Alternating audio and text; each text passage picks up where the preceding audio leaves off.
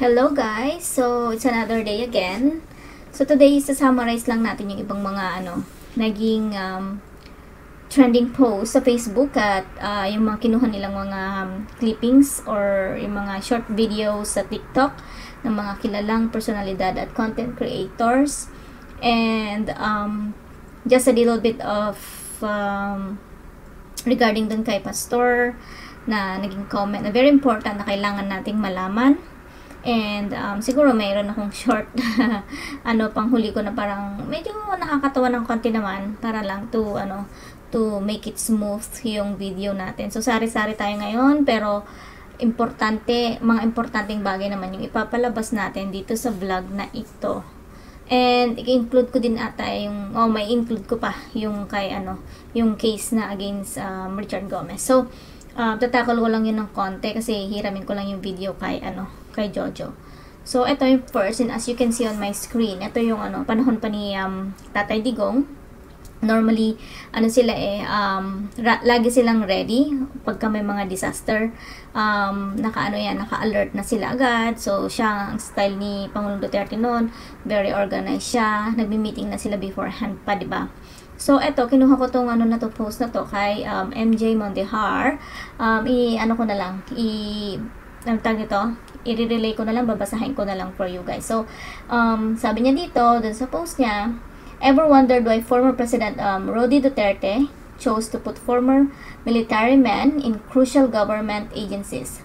DSWD, OPAP, DNR, HEUDCC, DICT, DND, and DILG, because they were trained, tested, and experienced in managing crisis situations like now with tropical cyclone #ChristinePH. Sabi pa niya dito, yung panghuling part niya is, so gets nyo na. So, yun. It is as simple as saying na yun nga, sabi ko nga, sila Pangulong Duterte ng panahon niya kasi planchado lahat. Alam naman natin na hindi naman perfect yung admin niya, pero kung i-compare mo naman yung nangyayari kasi ngayon sa panahon nitong Ngagva, far away better talaga noon kaysa ngayon. Naghihirap talaga yung tao, na tipong saka na lang siya mag-iisip kung anong gagawin kung nangyari na yung isang bagay. So, parang lang yan. Parang, siguro it is as simple as yung parang lagi nilang sinasabi na we will cross the bridge when we get there. So, parang wala siyang advanced planning, ganyan. Though, sinasabi niya na, oo, taon-taon naman yan nangyayari or naman talaga sa atin kasi hindi naman talaga mapipigilan yung bagyo kasi or yung mga baha. Pero syempre, di ba dapat meron kang way? Bakit nung panahon naman ni Pangulong Duterte bumabagyo din naman, pero bakit ganyan ba lagi-laging lagi-lagi siyang sinisingil ng kalikasan? Hindi naman, di ba? Pero marami kasing nagko-comment na napansin nyo guys, every time na may gagawin sila, paplanuhin nilang gagawin kay Pastor. As I said, I'm not from KOJC, pero I think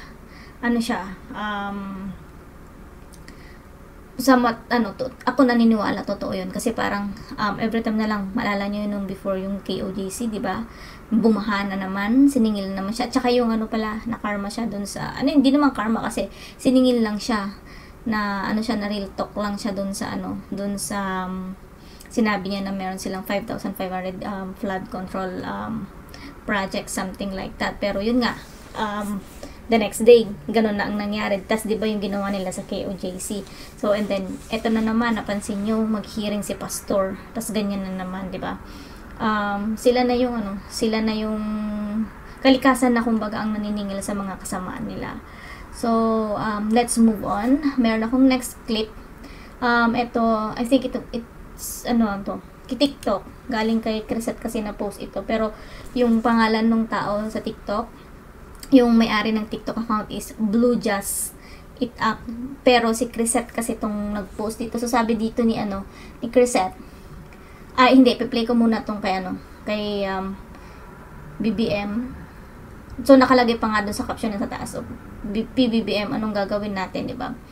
So, let's watch. I just got a call from Congressman El Rey. Out of 600 barangays in Naga, 300 are fully submerged. 1,000 fully submerged. unpassable by cars, and they are in urgent need of rubber boats and 6x6 trucks to evacuate people. And it's just beginning, so Well, for them, Napansin nyo guys, parang nakatingin siya sa taas. Parang ano ba, iniisip ba niya kung ano yung sasagot niya or ano? O ma-delay lang siya? Delay lang ba siya makakuha or yung makapick up? Hindi ko sure napansin ko lang. So let's continue, sorry. and Kamsur, medyo Paalis na. Medyo Yes, sir. na. So- For the rest of Luzon, yes, it's not yet even quite begun yet. that's right. So sila yung nauna. They're, in his words, sir, they're in desperate need. Hindi daw kaya ng local government. It's really the flooding that we're going to have to deal with. So, So ito pala guys, alam naman ng lahat, 'di ba, kumakalat din sa TikTok, sa lahat-lahat, sa Facebook, sa YouTube.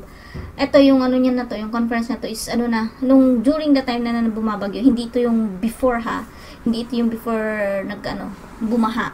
Ito ay during the time na bumabagyo.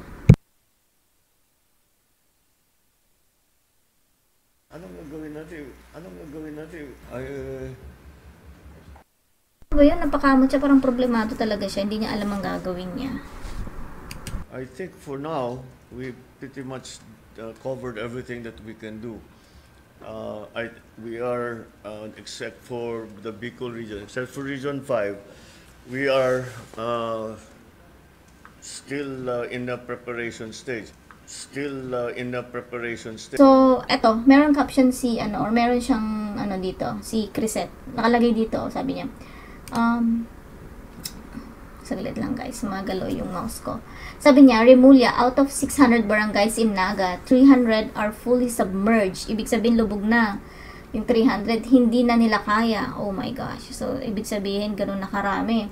So, ito naman hindi, ito pala sabi ni Remulla, kay BBM, di ba? Out of 600 daw, na barangays sa Naga, 300 are fully submerged. Hindi na nila kaya. So, sa ano mo kung anong sagot ni BBM? So, anong gagawin natin? So, alam mo yun, yung parang, hello? So, ikaw ang nagtatanong sa staff mo kung anong gagawin, di ba? Tapos, di ba, sabi ko sa inyo kanina, napansin nyo, napakamot talaga siya ng ulo niya. So, ay nako, ewan ko. Ano na mangyari sa Pilipinas talaga. Next, move tayo sa isang clip pa.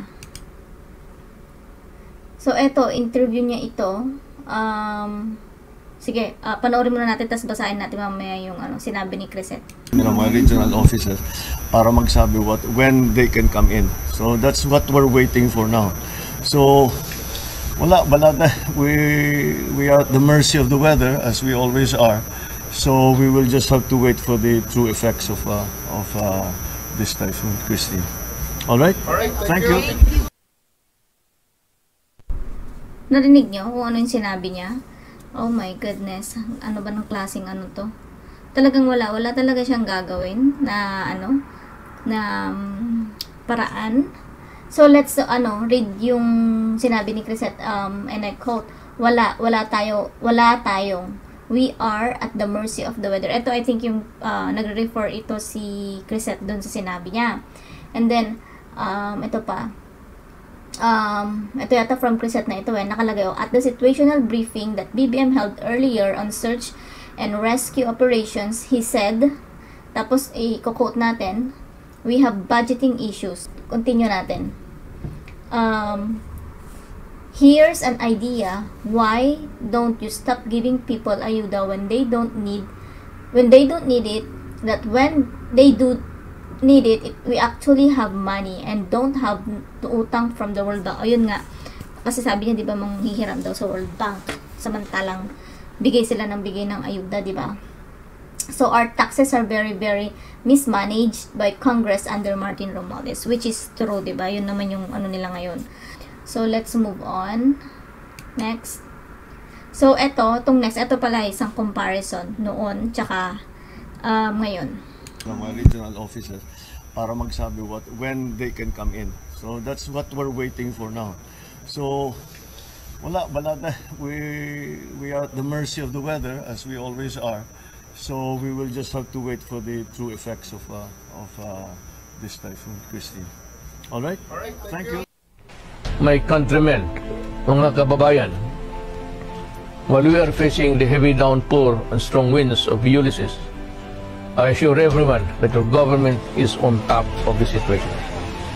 From the beginning, various government agencies have already been mobilized to respond to the situation on the ground. I renew my call on all local government units and concerned agencies to ensure that the well-being and safety of our people remain the top priority. As President, I guarantee you that your government will do its best to provide assistance in the form of shelters, relief goods, financial aid, and post-disaster counseling. Rest assured, the government will not leave anybody behind. We will get through this crisis, I assure you. As one nation, kapit po tayo, mga kababayan, magbayanihan po tayong lahat. So, yun yung naging comparison.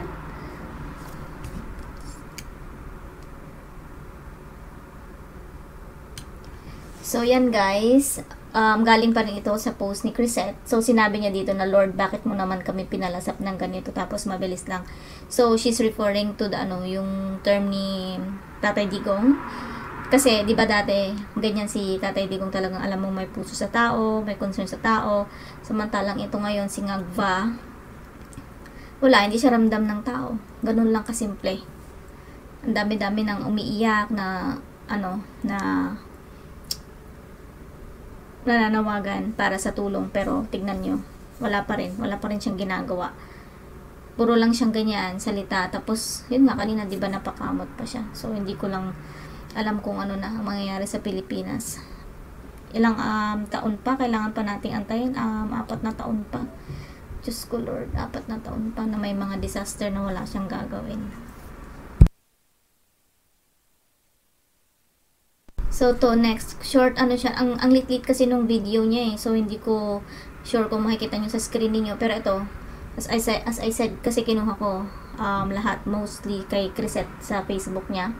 So, ito, medyo mahaba nga lang kasi news ito sa 24 oras. Pero ito, pinost ni, Lahi Koy Pinoy sa, TikTok.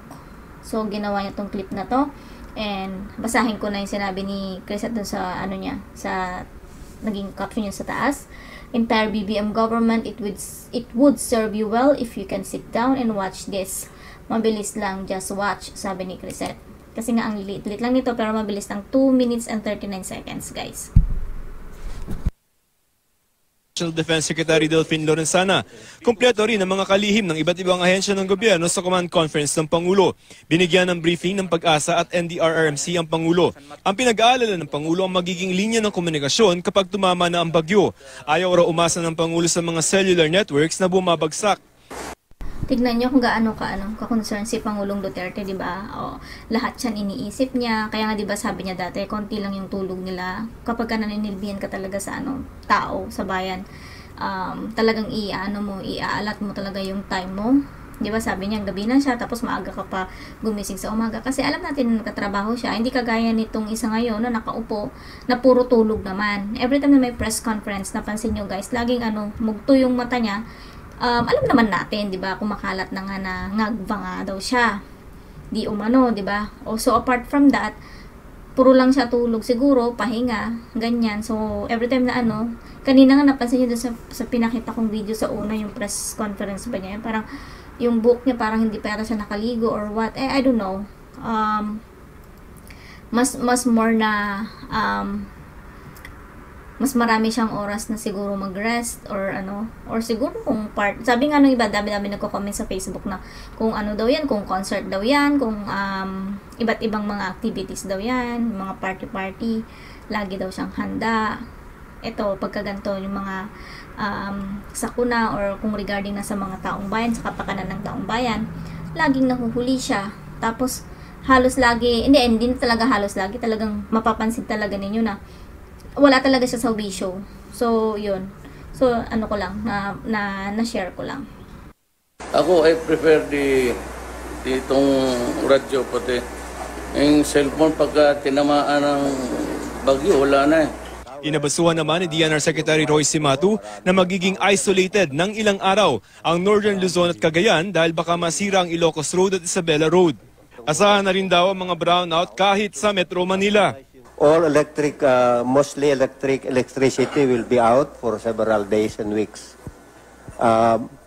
Yung towers, yung wires po mo, maraming mga kahoy dyan matatamaan yan.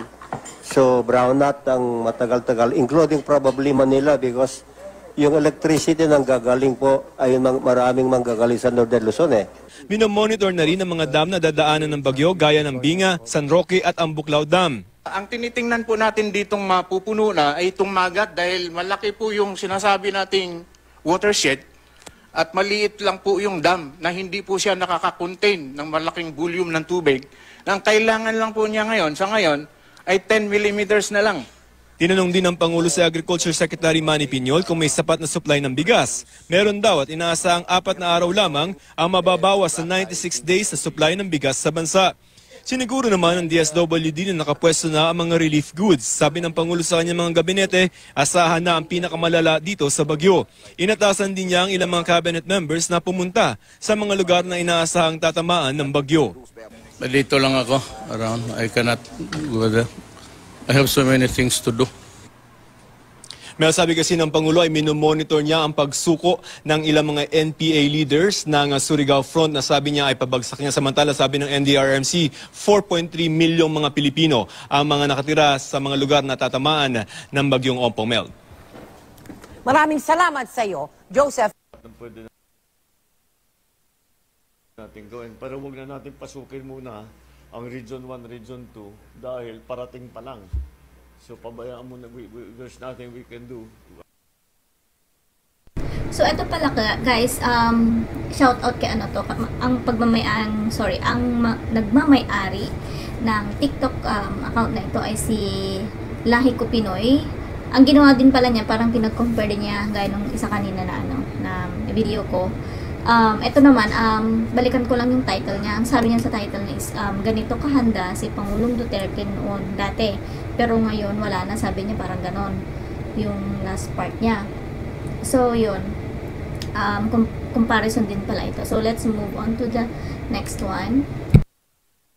So, tong last part, papakita ko lang sa inyo yung sa Office of the Vice President. Siyempre, kay BP. So, tignan natin guys. Mga Dutertes, puro lang talaga sila pagtulong. Siyempre, ang ano kasi dyan, ang dapat na gumagalaw ay yung bangag na presidente. Problema mo, tignan mo si VP Sara, lagi nilang ginigisa or ano, diba, kung ano-ano hinahanap nilang mga butas na kung ano-ano mga pinagagagawa nila na mga kwento regarding sa kanya. Pero tignan ninyo, tutulong lang talaga siya, talagang gagalaw lang siya, nagtatrabaho lang siya. So, dito, ang nakalagay lang kasi dito sa caption niya sa gilid is Office of the Vice President in Legazpi City, Albay. So, tignan mo to. Ang ganda nung naging comment ng tong isang nag-comment. Sabi niya dito, tignan nyo ang difference between OVP at mga tambaluslos. So, 23 pa lang ng gabi, nandun na ang OVP. Oh, wow. 23 pa lang ng gabi, nandun na daw yung OVP at walang tarpaulin. Kasi nga, di ba pansinin nyo si Tamba, meron siyang sasakyan. Ewan ko lang guys kung nakita nyo na yun sa Facebook. Nakalagay yung pangalan niya. Tapos, eto nga, si VP Sara, 23 pa lang ng gabi, nandun na siya. At walang tarpaulin, basta tulong lang kaagad.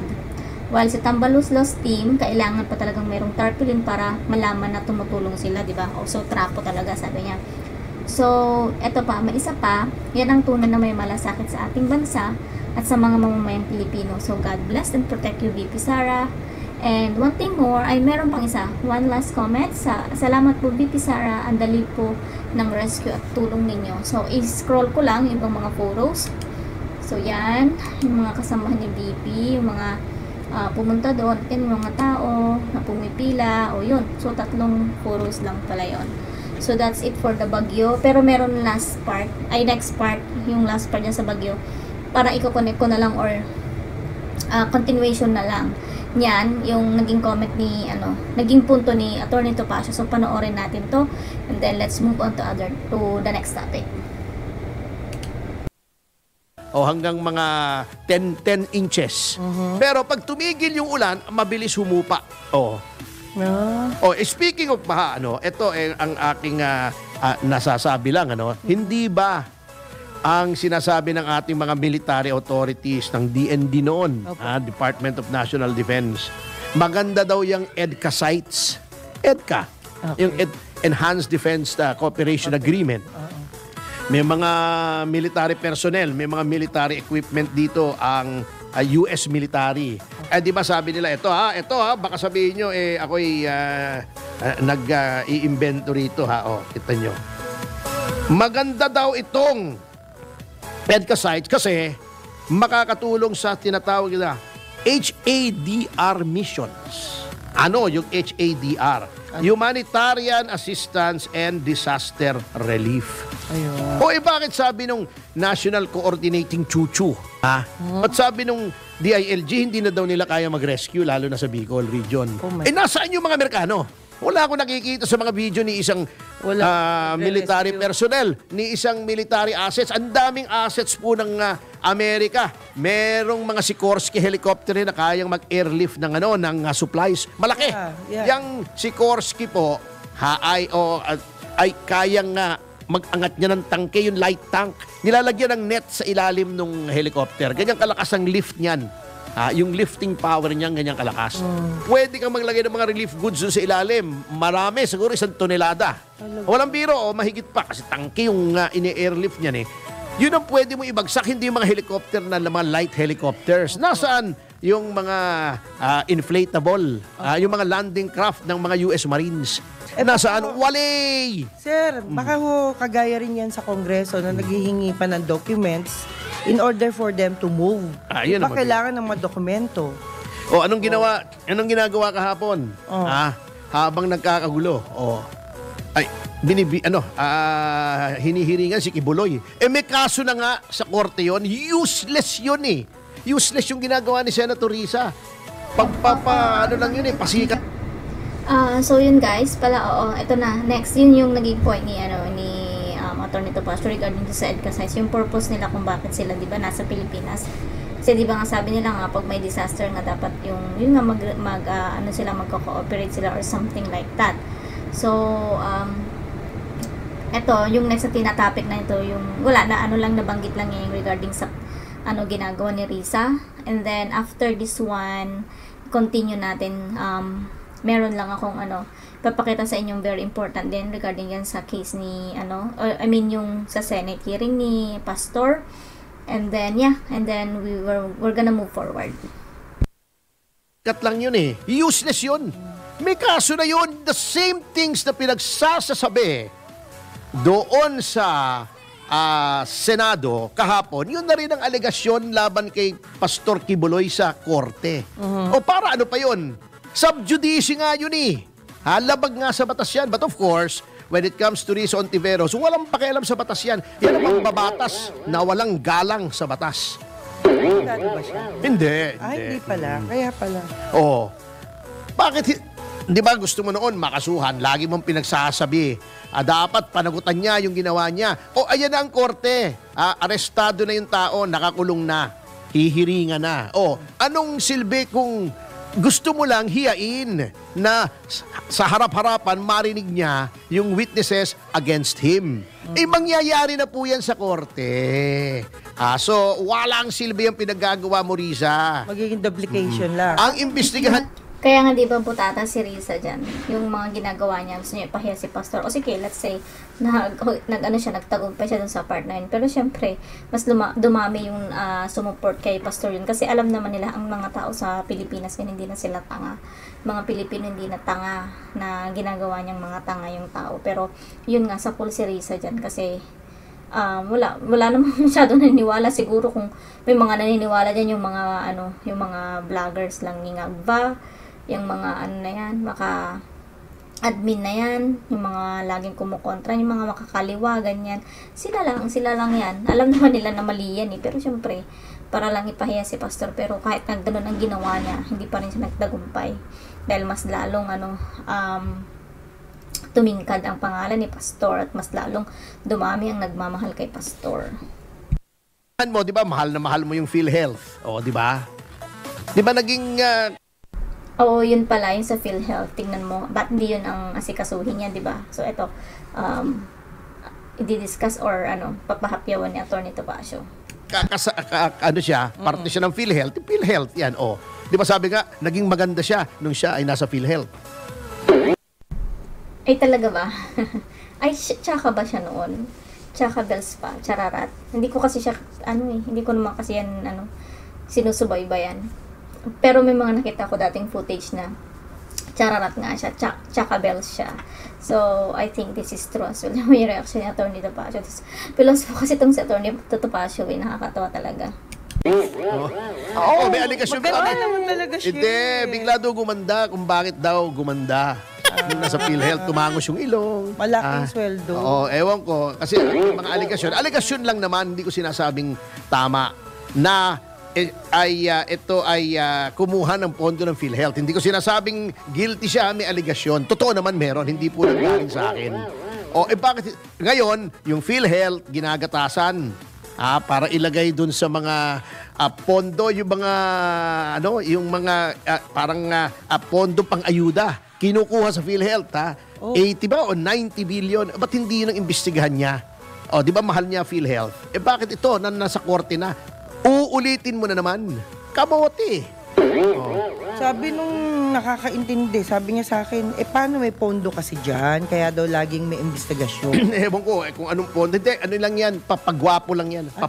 Pagpapaganda lang yan. Di naman siya magre-re-election pa, di ba kananalo lang niya?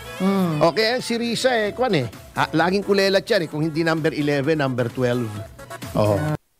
Yun nga ba't pa kasi yan nanalo? So, hindi natin alam. Siyempre, baka may hokus-pokus din yun ng panahon na yan. Kaya siya nanalo. Kung tutuusin, hindi naman yan kapan na panalo. May mga naloko pa siya ng mga panahon na yun. Alam mo, ngayong nakikita nila na talagang, kasi nga, baka akala nitong mga senador, congressmen natin ay nakakapuntos po sila. Walang nagsasabing tama sila. Mga sarili lang nila, mga chuchu lang nila, mga PR lang nila. Yan. Patulad yung Quadcom, kilala ko kung sinong PR niyan kasi ang tagal ko hindi ako PR na practitioner. Pero nag-umpisa ako sa PIO ni Office of the Vice President panahon ni Doy Laurel. So kilala ko lahat yung mga PR na yan. Ang mentor ko si Ike Gutierrez, napakagaling na tao. I hope he's well. Ang alam ko ay may karamdaman daw. I grew up on public relations. Kilala ko yung mga practitioner hanggang ngayon. Yung mga kita mo, paulit-ulit yung mga sinasabi. At you are lying. Pathological liar, di ba? We just want to know the truth. Same thing over and over. May mga catchwords na pinifeed sa kanila na yun lang ang sasabihin nila. Pagkatapos, alam ko naman na pa-cute lang nung PR nyo Kilala ko yung PR nyo, yung babae. Yung babae yun of Chinese ancestry. Kilala ko yung mga yan. Yan ang nagsabi sa inyo, mag-presscon kayo na meron kayong bill ng EJK. Para kunyari may ginagawa kayo kasi ang common criticism sa kanila ay wala naman nangyayaring batas. At di ba, hinimay na natin yung EJK kung bakit kengkoy na batas yan. Pagkatapos, nag-presscon na naman sila the next week. Weekly presscon yan, maniwala kayo, na tineturn over nila sa OSG yung mga reversion, cancellation ng mga yung certificates of live birth yun only underscored the fact na useless yung ginawa nila sapagkat kailangan pa nilang i-turn over sa OSG. Oh my God. Which brings us, hanapin natin, nasa yung mga Amerikano. Di ba sabi ng mga Amerikano, gusto namin tong EDCA para matulungan namin kayo pagka may disaster, pag may sakuna. Nasaan?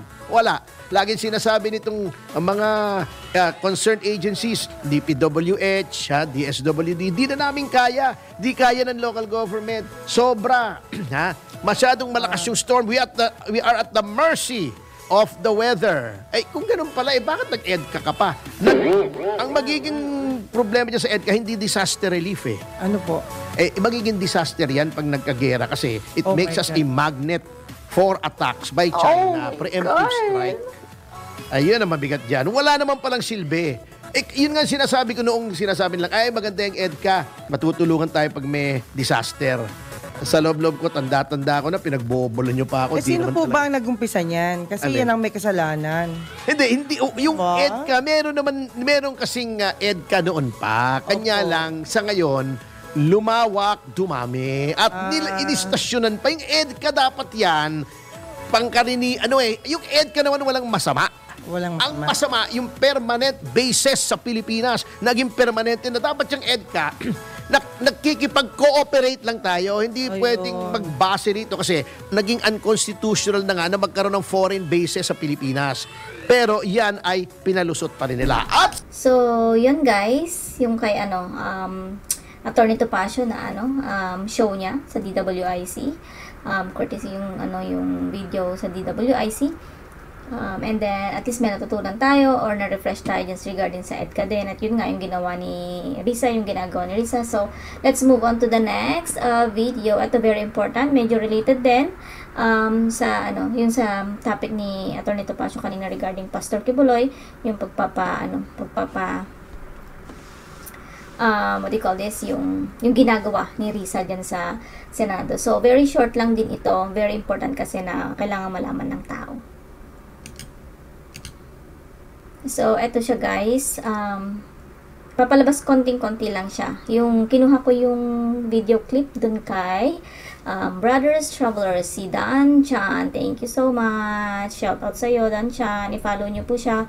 Subscribe, like, and share po yung videos niya. Very, informative lahat ng mga binablog ni Dan Chan. Tsaka talagang pagka siya ang bumanat, talagang matindi talaga. Tsaka siya lagi meron siyang evidence pag nagbibigay siya ng tsaka tawag nito, naninindigan talaga siya. And let's start. Sabi niya, gusto ni Kibuloy mga bata. Sabi nga mga kababayan, ang paratang po nila, ang sabi ho ng mga paratang ng mga witness, ang gusto daw po ni Pastor Apollo Kibuloy mga bata. Dito lang makikita mo na hindi na magko-collaborate yung mga kwento. Yung paratang ho ng mga witness, ang gusto ni Pastor ay bata. Hindi niya kailangan ng gurang. Di ba? Eto mga kabayan, tanong. Magsampa ka na lang ate ng reklamo sa korte at doon ho kayo haharapin. Ganun lang ho kasimple ho yun. Ngayon, eto ho ang tanong. Ano ho ang pagkakakilala nyo sa babaeng ito? Sa pagkakaunawa nyo, may nagsabi ho dito na si juicer daw ho ito ng mga ministro. Grabe. At mukhang maraming magpapatotoo. Matindi ho yun kapag kami nagpatotoo ho dyan. Kaya nga sinabi ho, pag may nagpatotoo na sinidyos ako yan, di magsisnoring yung mga yan, tapos na tayo. Di ba si Arlen Stone din ang gumawa ng kababalaghan sa KOJC? Alam nyo, sabihin ko na sa inyo totoo, kung sino ho ang promotor nitong mga to, kung bakit ho nagka-lechi-lechi ho ang KOJC. Alam nyo kung sino? Sige, sabihin ko na sa inyo. Yung hong pamilyang Judas na pinag-aral ni Pastor, yung kanyang mga anak, hanggang makapagtapos po ng abogasya, hinudas po mga kababayan ang KOJC. Anong ibig sabihin, Brothers Travelers, na hinudas yung KOJC? Hindi lang hinudas, pinagnakawan pa ang KOJC. Nung magpapa-audit na po sina Pastor Kibuloy, lumayas, tumakas. Kung wala kang ginagawa, nakabalbalan sa KOJC, sa JMC, i-audit ka lang naman, bakit kinakailangan mong tumakas? Come on. Di ba? Di ba? Kung wala kang ginagawa masama, ba't kinakailangan mong i-audit ka lang naman eh? Ang tanong, bakit po kayo tumakas? Kasama mo ang pamilya mo at pumunta kayo ng Amerika at So yun guys, narinig niyo yung sinabi niya. Yun pala yung reason ng yung mga yan, yung mga tinatawag-tawag ni Risa na yan para magsinungaling. grabe yun grabing revelation yun ni Danchan kung tutuusin, di ba? Ay, syempre, hindi naman kagaya ko, hindi naman ako part ng group nila or hindi naman ako malapit sa kanila. So, para sa akin, magandang information yun kasi nalalaman natin yung katotohanan, di ba? So, maganda rin talaga na nabu-voice out nila kung ano yung mga katotohanan. Kasi kung yan lang nang yan ang panig na yan, kagaya ng mainstream media kasi, very, sila, di ba? Bias kasi sila, di ba? So, eto maganda nga yung point ni dito ni Danchan. Kaya sabi ko, maganda yung sinabi niya. So, kailangan malaman ng tao, di ba? Though sa kanila, sa nila, sa congregation nila, dun sa community na nila, sa KOJC, alam nila yan. Pero, syempre tayo, kunyari, hindi naman tayo part ng nila, community nila or yung religion nila sa KOJC, at least nalalaman natin, kumbaga nai-inform tayo. So, salamat talaga bukod sa mga banateros at saka itong mga sumusuporta sa SMNI, kila Pastor, like sila Danchan. Yan sila Jojo din, maraming mga informations yan. So, good thing talaga. Lalo ako, nakasubscribe ako sa kanilang lahat. So, at least nalalaman natin, di ba? And then, na-i-share din natin dito sa vlog natin. Oh, come on. Di ba? Di ba? Kung wala kang ginagawa masama, ba't kinakailangan mong i-audit ka lang naman eh? Ang tanong, bakit po kayo tumakas? Kasama mong pamilya mo at pumunta kayo ng Amerika at humingi ho kayo ng asylum sa Amerika. Tama, mali? Tama po ba ako, mali?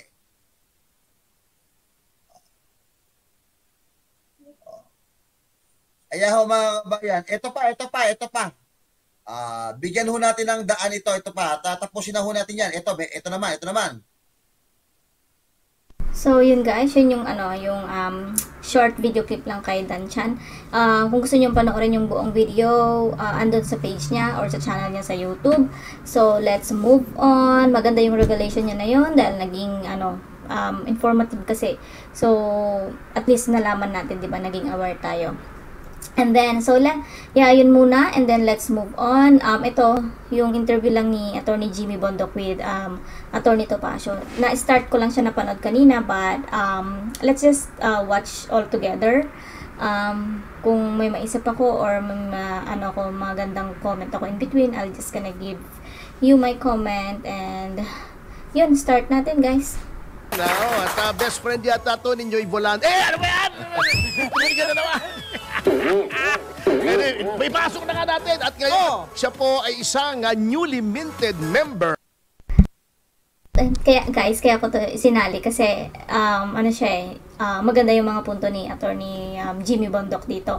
At saka kasi kanina may nakita akong post na sa Facebook. Ang ganda nung sinabi niya doon. So, babanggitin din niya ata dito ngayon. So, yun kasi doon lang sa part na yung napanood ko. So, I don't know how many minutes ito. Pero normally naman hindi naman matagal. So, ito as early as now, tayo mga kababayan, ito yung mga ganitong klase ng senator ang kailangan natin. So, let's start watching. Sorry, hindi masyadong maganda yung naging pag-post ko yung itsura ni Attorney Topacio.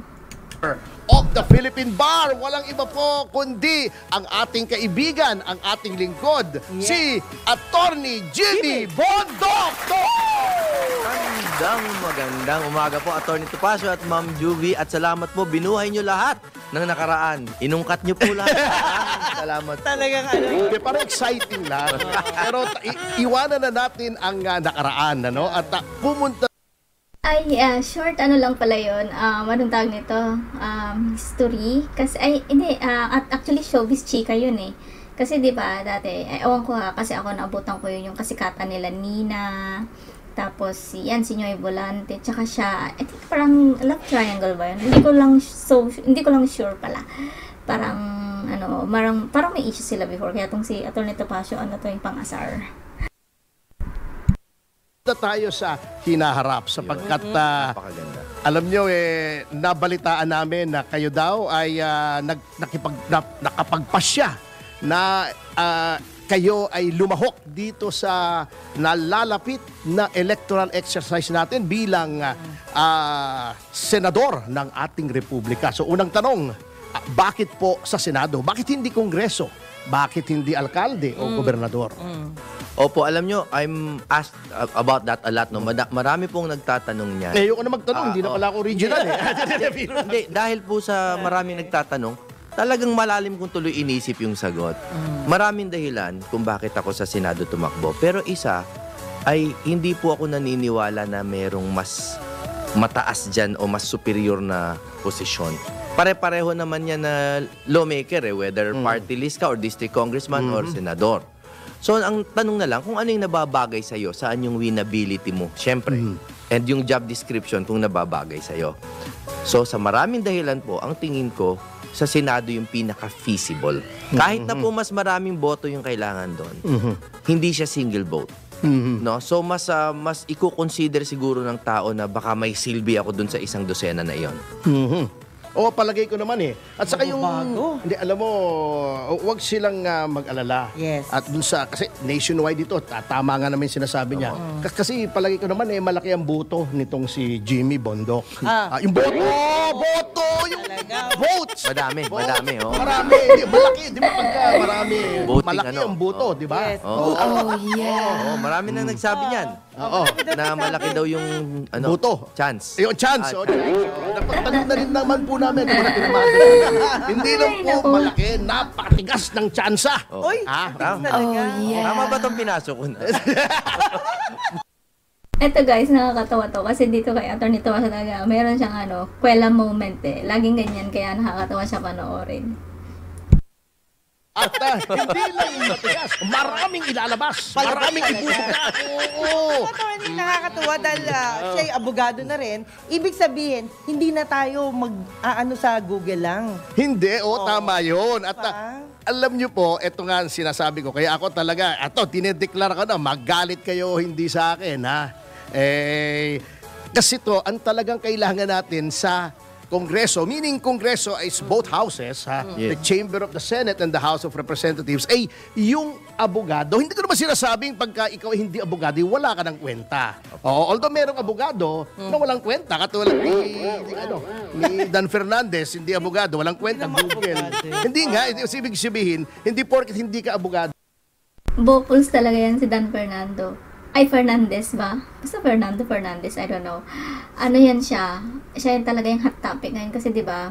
Bukod sa na-issue siya dati dun sa yung pag-pronounce siya ng words and everything like that. Yung pag-gisa-gisa niya kay Cassandra Ong, ganyan, yung parang ewan ko, napapapansin siya, basta parang gano'n, parang inaakit-akit niya or something like that. Yung mga ganun yung mga nagiging comments sa kanya. And then, ngayon, di ba, meron na naman siya yung bago, yung nag-google siya bago siya, So, parang, di ba, hindi naman siya abogado. Yun yung sinasabi na. Though, sinasabi nila na doktor siya, but I'm not quite sure. May nagsabi na dentist siya or general, parang, dito kasi parang, or resident siya or something. I don't know kung talagang sa linya ng medicine.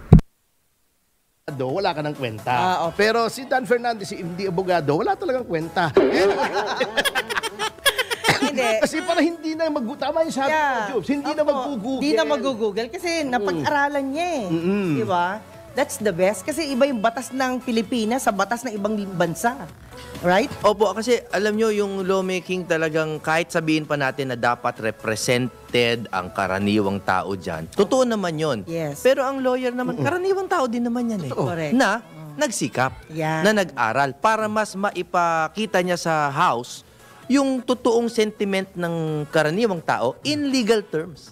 Para mas mabilis yung andar natin doon. Otherwise, mabagal. 3 taon lang nga uupo yung iba 6. Ang iksi na panahon, tapos mag-google pa, mahirap. Pero, attorney, swerte ko, may kausap akong abogado rin kahapon. Abogada. Ang sabi niya, yung tungkol dun sa yung mga fund na sinasabi sa gobyerno, madali lang pala yun. Yun ang pinahihirap nila. Oo, madaming issues ngayon. I'm sure Atty. Topacio knows napag-usapan this. Marami pong issue na kapag kayo po ay nag-aral ng batas, ito sa totoo lang po, sana walang mahambugan. Opo. Pero nakikita mo sa news kung paano niloloko nung mga nagsasalita sa TV, yung taong bayan na simple legal concept. Yan sa ICC na yan, tingin ko simple yan. Ako honest. Simple naman tingin talaga. Tingin ko simple yan. Pero dahil dun sa pinapablabo nila, nagkakagalit po tayong lahat. And it is at the expense of the peace of mind of the people. Sa totoo po. Para sa akin, ang greatest harm that these talking heads can do, yung greatest harm, yung tinatanggalan nila ng peace of mind ang karaniwang tao. I agree. Sa totoo po. Alam niyo po, may post ako kanina, sabi ko, bold prediction. Balang araw, an international tribunal will declare fake news as crimes against humanity. You know, totoo. Pareho na kayo ng advocacy ni Atty. Topacio. Kasi po yung pagsisinungaling, masama talaga yan. Totoo yan. Lalo Guys, 'di ba, ang galing ni Atty. Jimmy. So, eto kailangan na talaga natin ng mga katulad nila Atty. Jimmy sa Senado. Kasi 'di ba, alam naman natin na baluktot na yung mga nangyayari sa Senado, lalo yung ginagawa ni Virus na yan, 'di ba? At least may magtatama just in case, di ba? Aside from kila Pastor Kibuloy, sila kong Marcoleta, sila Atty. Vic, basta lahat yung nasa PDP laban, alam natin na maitatama talaga nila, di ba? Kasi alam naman natin kung gaano kaganda yung administrasyon dati ni Pangulong Duterte, di ba? Sana nga, guys, maibalik ulit yung mga ganun. Though kahit hindi si Pangulong Duterte nakaupo, basta alam natin na aligned sa kanya. So, for sure naman yan, 100% talaga. Karamihan sa kanila mag-ask pa rin ng guidance ni Pangulong Duterte. So yun. At saka sinabi din naman ni Pangulong Duterte, bigyan natin ng chance si Philip Salvador, pero sabi naman niya tutulungan niya. So eto, vote straight tayo sa PDP, guys. So yun lang. kung alam mo yung totoo, mabuti sana kung bobo ka lang. Okay, yung bobo, alam mo, Don't mind. sige, palagpasin muna natin yung bobo. Wala sila magagawa, ganun talaga sila pero alam mo yung sagot. Pero yung bobo, Pero yung alam mo yung sagot. Pero pinaiikot mo yung taong bayan dahil alam mo, hindi, ito medyo vague to, kaya natin silang magkagulo dito. That's very bad. Yun. Totoo. Yun ang masakit. Evil yun para sa akin. Opo. Yung Quadcom, ganun ang ginagawa di ba? Opo. Masyadong vague Parang gusto kong sipain sa vague Yung the vague na mga news nila. Maganda po yung joke nila. Kala ko sigarilyo na sinasabi mo. May memorize yung joke. Okay. Ito, maraming kalokohan kang mapupulot dito. Pagka nagtagal-tagal ka rito, malaki na rin ang sira ng ulo mo. Palagay ko. Anyway, eto nga, hindi, tama yun, Jubes. Ano? Isa-isahin mo yung mga senador natin. Opo. Kung sino-sino lang ang abogado. Right off the top of my head, I can say, si Coco Pimentel. Opo. Yan. Si Sani Angara, nawala pa. Di ba? Naging DepEd. DepEd. Sino ba ang abogado? Si Alan Peter. Si Pia ba, abogado? Ayun. Yeah, Pia. Dapat actually dyan, alam mo, nung dati, ang grabe. Merong mga Senate sa yung mga although continuing ang Senate, may mga set ng senators na minsan 3 bar top notchers bukod pa sa mga abogado Yun ang mahirap kasi ang pinag-uusapan abogado, legal, batas. diba? Oo. Batas, yan. Ngayon wala nang batas. Paano ba yun, sir? Ang isa sa mga sinasabi ko nga nung tinanong ako ng plataforma ko ng COMELEC, is to restore diplomacy. In both houses actually, in the legislature. Pero alam nyo, yung maiksing katagana yun na restore diplomacy, yung mag-ipabalik ang diplomasya, malawak po na konsepto yon. How do you do it? How do you tell other lawmakers na, pare, bumalik tayo sa yung ugaling pang senador? Civility. Oo, civility. Tsaka yung being knowledgeable, being wise. Kasi tumitingin ng tao sa atin, hindi lang sa sinasabi, kundi sa ugali natin. Correct. Alam mo, sa totoo, mas naiintindihan ko pa kung presidente, kunyari executive. And this is not just for the former president. 92 ako naging abogado. And then, ang first Senate hearing ko, doon pa sa executive. So, heto pa guys, kaya maganda talaga yung mga tandem ng mga PDP at saka including pastor, di ba? Kung sila mananalo, makakaupo sa yung next na set of senators natin. Siguro, ang ganda talaga ng mangyayari sa Pilipinas kung sila magsasama-sama tong mga nasa PDP, including pastor, at sino pa yung mga independent nila na ini-endorse ni Pangulong Duterte. Kasi maganda yung layunin talaga nila, yung hindi na nila aabusuhin yung mga yung mga power nila kagaya na nangyayari ngayon. So, sana po, let's cross our fingers, manalo lahat itong in-endorse ni Pangulong Duterte sa PDP laban, plus sila pastor. I think Doc Willie Ong, kailangan din natin siyang i-consider para balance, di ba? So yun, alam naman natin na lahat sila ang hika nila, tumulong, but kailangan nating tandaan na mga kapatid na ito kagaya ng mga lawyers na kasama sa lineup nila Pangulong Duterte, alam natin talaga na ang layunin nila ay para sa mga Pilipino, para sa bansa. So yun. House. Ang Senate President si Asim Maceda. Wow. Yan. Medyo quality pa noon. Nandoon si Teofisto Ginggona. Nandoon si maraming magagaling noong time na yon, ha. Nandoon si Tetuero Laurel. Yan, no? Tsaka nagbobulahan din naman sila dati. Kasali naman po yan sa legalist, ano? Yes. Pero wag naman yung blatant na pagpapaikot ng mga salita ng batas kahit settled na in jurisprudence, settled na ng mga opinion ng Supreme Court, pero iniikot mo pa rin. Yeah. Pero attorney, ako, galing din ako ng law office pero hindi ako abogado. But the point there, nakakaintindi rin ako ng konti. Yeah, that's very important. Yan po yung sinasabi ni Attorney Topacio na hindi naman kailangang abogado ka para pumasok doon. Pero yung at least you're immersed in the language. Yes. Kasi lingwa yan eh. Halimbawa, may ibang tao natututo magsalita ng Japanese formally. Yung iba natututo through immersion. You still know the language. Yes. Diba? Pero yung papasok ka dyan dahil sikat ka lang, dahil maboboto ka lang. Why did you run? Because I can win. Ay, masama yun. Bago mang-google ka lang. Tas, well, you know what I mean. Kasi nga, the biggest problem of this generation is misinformation. Diba yun talaga ang problema? I-google mo tapos gagawa ka ng batas. Mahirap yun. Yun nga yung masakit eh. Kasi hindi naman ako abogada, pero ang mga tanong sa akin pang-legal. Hindi, alam nyo, yung nakikita kong minsan yung mga, yung mga bills, mukhang ginamitan ng ChatGPT. Walang biro, ha? Walang biro. Kasi alam mo naman yung format ng ChatGPT eh. Alam mo, yan yung sinasabi nila na, alam mo, leadership is influence. Totoo yun. Leadership is influence. Correct. Kaya sabi nila, kahit wala ka alam sa batas, pag nanalo ka, pwede ka naman kumuha ng legal team. Tama din naman.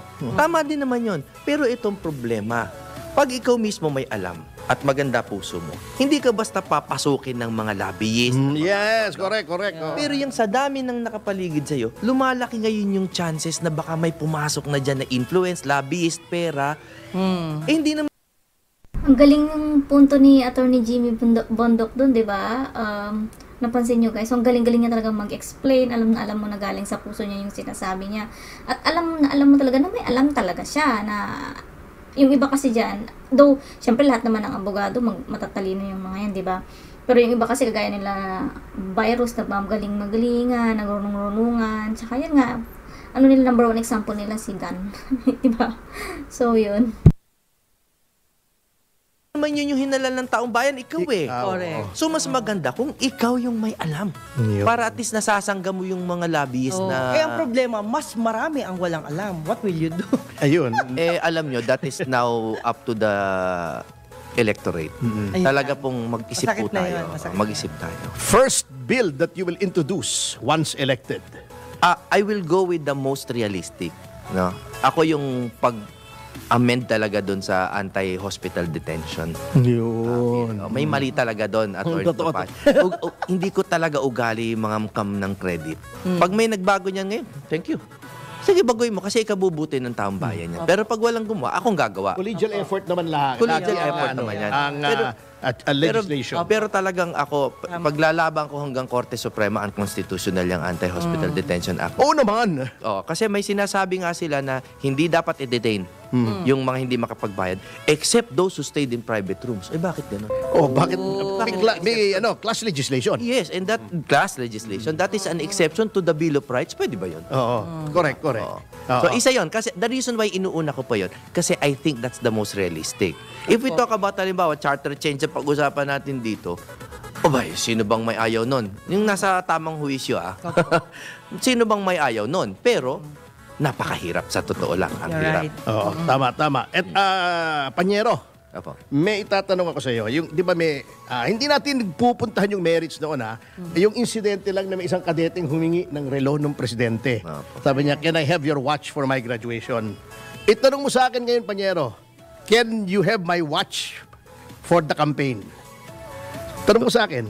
Can I have your watch for the campaign? Of course! Salamat po. Tatanggapin ko. Hindi, wag. Hindi, totoo. Alam mo, baka sabihin nila, Seiko lang yan, ha? Ito, i-announce ko, ha? Mahal yan. Hindi. I am a Seiko collector.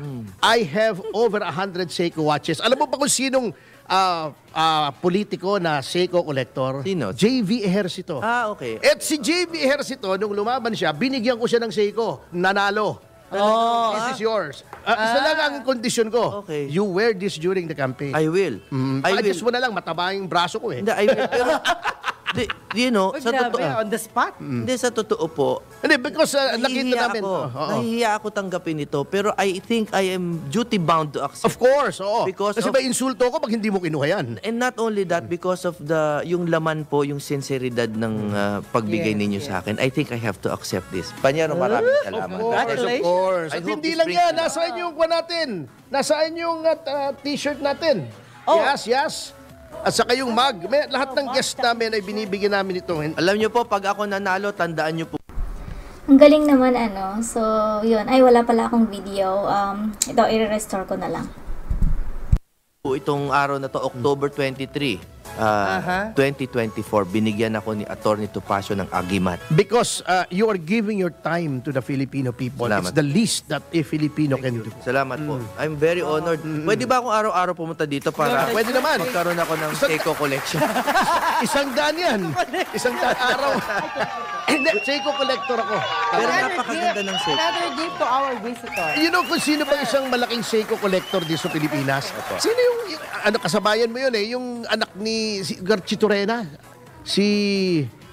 Anak niya?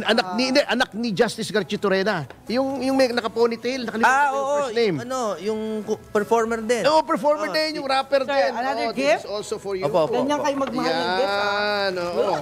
Maraming salamat Pwede po. nyo Grabe naman. Pwede ba tayo talagang dito na lang tayo matulog? Ito eh, isang t-shirt ito. Yan. Diba? Yan. Yan. WIC, may pagmumukha namin. Pero pag mo na isuot sa campaign, baka malasin tayo namin. Pag gusto ko, isusuot ko. Diba? Yan. May lotion pang kasama yan para sa And kampanya. not only that. May mong kakakamay, magdadry yan eh. Para sa coffee niya. Ito, ganito itsura niyan. Sarap pala dito, ha? Yan. Hindi, first time lang yan. Akala ko, inaabot mo yung telepono ko. Ay, yan ang hindi ko bibigay. May scandal yan. Anyway. Sir, teka lang. Naus-pusong pasasalamat po sa inyong dalawa. Final words for today sa ating mga tagapakinig at tagapanood. Isa lang po ang paraan sa 2025 upang ipakita ang ating pagmamahal sa ating bayan. Isa lang po talaga, and it is to vote wisely. Suriin po natin, pati ako hindi ko hinihingi ang boto nyo. Ang hinihingi ko po, suriin ninyo ako. Attorney, kahit hindi mo hingin, iboboto ka talaga namin at I will be one of your magkakampanya ako dito sa vlog ko every day. Sinasabi na, di ba, na parang kailangan mag-register para magkampanya ng kandidato. Ako hindi. Basta ako ipopromote ko kayo. Sasabihan ko yung mga nanonood sa akin na iboto kayo para sa pagbabago or pagbalik ng magandang kalagayan ng Pilipinas gaya ng panahon ni Pangulong Duterte. Dahil alam naman natin ngayon, down na down ng Pilipinas ngayon, di ba? So, I will ask my subscribers as well na iboboto ka po. At kung tingin nyo pong ako'y nararapat, maraming salamat po. Wow! Thank you very much. From the heart, yan po ang ating future senator, si Attorney Jimmy Bondoc. Yes, thank you very much for gracing our show. So that's for the interview of Attorney Jimmy Bondoc. So let's move on to the next. So eto, hihiramin ko yung video ni Jojo. Pahiram ako ng video mo, Jojo Di Guzman. Paki-subscribe niyo po siya at paki-like and share din po ng mga videos ni Jojo. So here we go. Ano lang siya, 6 minutes lang guys. Short lang. Maalala ninyo ito, si Richard Gomez 11 days ago. Panoorin natin to. Ito pala, recap kasi, sabi niya sa title niya ni Jojo na yung nga kinasuhan na daw si Richard Gomez kasi nga 'di ba alam naman natin na nasa side siya ng mga Duterte. Nung time na yan na nag-speech siya, naramdaman nila na na hindi man pinagtatanggol pero syempre satisfied nga siya dun sa war on drugs, 'di ba? Nagagaya na ako kay Dan na drug of war. Ano ba yung sabi niya? Drug on war? Ano ba yung sabi niya? Basta parang ganun, something like that. Parang ganun yung nabasa ko. Pero it should be war on drugs ni FPRRD. Against the fight, with the fight against drugs. Hindi ka pwedeng lumapit sa drug pusher o sa drug lord at sabihin mo, pwede ho ba tumigil na ho kayo? Kasi lahat ito, all of these people, all of these personalities, they have firearms. Hindi mo pwedeng sabihin sa tumigil ka na. Ay babarili ka agad ng mga yan. So during the implementation na nanguhuli sila at hinaharang nila to, nakakaputukan talaga, and that is really true. Sad na may namamatay. Sad pati yung polis na sasama. Pero inuutusan yung polis eh. Trabaho nila, Mr. Chair, pag sinabi ng higher up sila, gawin nyo ito. They will do what they're told. And that's the reason na marami namatay. Both from the civilian, I can say that in my city, when I was mayor, nag-improve yung nag-improve yung situation namin during the drug war. So, yan po 11 days ago. So, pagkatapos niyan, kasi syempre, hindi to matalima itong si Richard Gomez, Congressman Richard Gomez, doon sa ibang mga kakwadkom. Yan. Imposibleng coincidence to. After nung sinabi ni Richard Gomez, ngayon lang, ito naman ang balita ngayon. Tito Willie, naghain ng kasong conspiracy for grave coercion at grave threat ang isang kapitan ng barangay laban kina Leyte 4th District Congressman Richard Gomez, Tabango Mayor Bernard Jonathan Remandaba, isang abogado at 10 tauhan ng PNP-CIDG. Ang nasabing kaso ay inihain ng kapitan ng barangay Manlawan sa Tabango Leyte na si Albert Murilla sa pamamagitan ng special power of attorney mula sa totoong complainant na si Darlito Nunez. Ayon sa complainant, pinuntahan siya ng mga tauhan ng CIDG para gumawa ng sworn affidavit at idawit ang pangalan ni dating Congressman Sing Veloso na umano'y mastermind sa pagpatay sa kanyang kapatid na si Anthony Nunez noong 2016. Maging ang anak ni Darlito na si Aida Nunez ay inalok rin ng 1 milyon at 5 milyong piso na paunang bayad para gumawa ng affidavit saka inagay na mastermind ng dating kongresista. Mismo ang alkalde ang nagsabi na ang pera ay magagaling daw kay Congressman Gomez, kung saan ang abogadong si Attorney Rem Beryl Veloso na anak naman ni San Isidro Mayor Remedio Veloso ang kukontak sa kanila para sa pagsasagawa ng affidavit. Dahil umano sa takot, nagpatulong si Darlito sa kapitan para magsampa ng kaso, kung saan 2 sa 10 taon naman ng PIDG ang... Magtataka ka kasi after, basically kontra yun eh. After kumontra ni Congressman Richard Gomez dyan sa mga script, linya. Kasi nga, diba, yung drug war nga ang dinidinig dyan. Gusto nga nilang patunayan na yung drug war ni Duterte maraming extrajudicial killing at failure, kumbaga. Biglang sumabat itong si Richard Gomez. Ganyan ang kanyang sinabi. Tapos ngayon, I mean, imagine hindi na bago ito kay Richard Gomez kasi kahit noong last year, ganun pa rin ang kanyang sinabi. Bagamat wala pang hearing kasi nung time na yun PI pa yung kanilang ipinapasok noon. Nung failed sila doon sa PI, saka sila ngayon nag-ano ng mga series of hearings. Bagamat last year nagpahayag din si Richard Gomez ng about sa drug war ni Duterte, hindi siya pinag-initan kasi nga hindi pa naman yung drug war ni Duterte.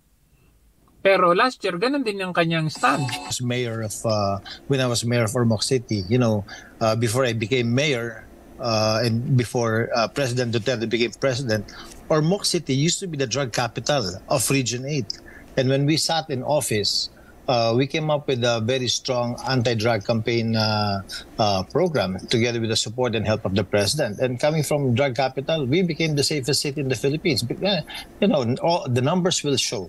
The numbers will show how effective the drug program was. Yung stand ni Richard Gomez, consistent. Hindi siya yung kasi he is talking from the standpoint na siya mismo, nung naging mayor siya sa kanyang lugar, talagang nalinis. Parang Davao din, nalinis. Kumbaga, siya mismo first hand nakaranas na naging tumahimik ang kanyang lugar. So, imagine yung gratitude na pasasalamat mo sa isang former leader na tumulong na mapaayos, mapabuti ang bansa mo. Pero itong mga huwadkom, Ngayon, na dati puring-puri sila kay PRRD, ngayon, iba na yung script nila. Pero itong si Richard Gomez, ganun pa rin yung stand niya kasi danas niya kumbaga. Pero ang nakapagtataka, nagsiset ng clear message itong mga sila tambalos-los, itong Marcos administration na ito, na kapag hindi ka sumunod sa aming script, may kalalagyan ka. Imagine, 2016. Sana nga lang hindi ano ba tagto pag kinausap si Richard Gomez, hindi siya bumaliktad or something like that. But I don't think so. Baka mamaya bigla siyang kausapin na naman, di ba? Tapos biglang hindi na siya magsalita or something like that. Pero hopefully not, kasi alam naman natin na matapang din si Richard Gomez, di ba? Kasi alam natin na itong ginagawa nila sa kanya ngayon ay dahil sa nasa side siya ng Duterte. Though tama nga yung sabi ni Jojo, hindi naman siya nagbago. Though hindi lang siya masyadong naging active last kasi nga hindi naman yun pinag-uusapan, hindi naman hinihiring, di ba? Kumbaga yan po ay wala na. Parang si Pastor Kibuloy, 2019 na dismiss pero inungkat. Ganon din, same case, ganon din ang inilabas. Ito 2016, kay Richard Gomez, it is very parang magtataka ka talaga. Kasi 2016 tapos bakit ngayon lang? 'Di ba? Alam na this. So alam na natin ang kanilang mga pinaggagawa ngayon sa mga kokontra. Good luck talaga, bagong Pilipinas. So yun guys, yung last part natin, bibigyan ako ng konting pampa good vibes lang. Kasi natawa lang ako, nakita ko lang tong clip na to. So yun lang yung video ni Jojo. So let's move on to the last part.